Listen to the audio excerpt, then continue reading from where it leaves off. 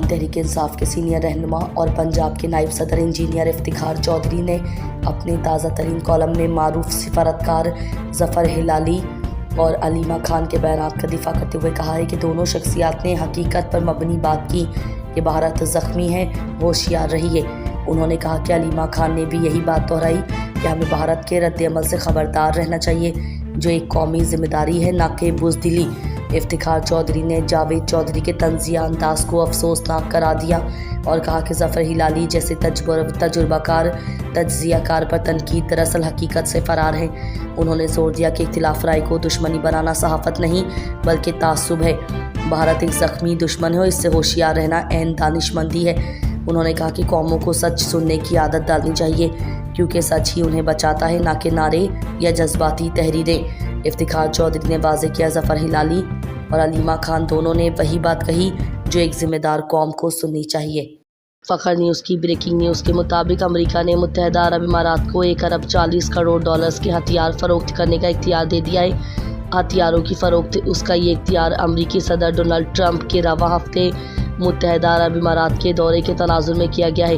خبر کی مزید تفصیلات کے مطابق مشرق وسطی میں سیاسی استحکام و اقتصادی ترقی کے لیے متحدہ عرب امارات ایک اہم امریکی شراکت دار بھی ہے۔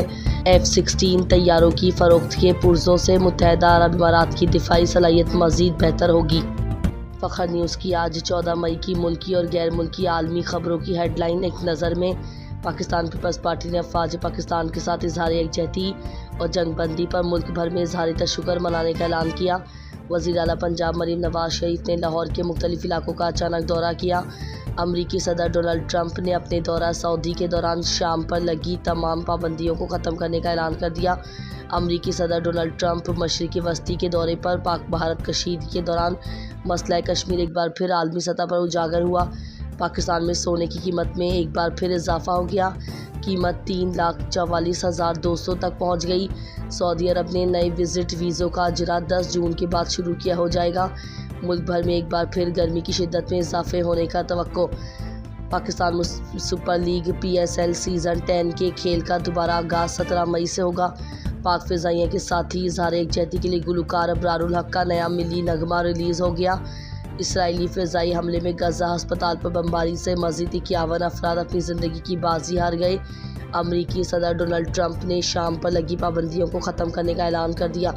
افواج پاکستان سے محبت اور عقیدت کے اظہار کے لیے سرکاری اور نجی اسکولوں میں بچوں نے آرمی یونیفارم زیب تن کیا۔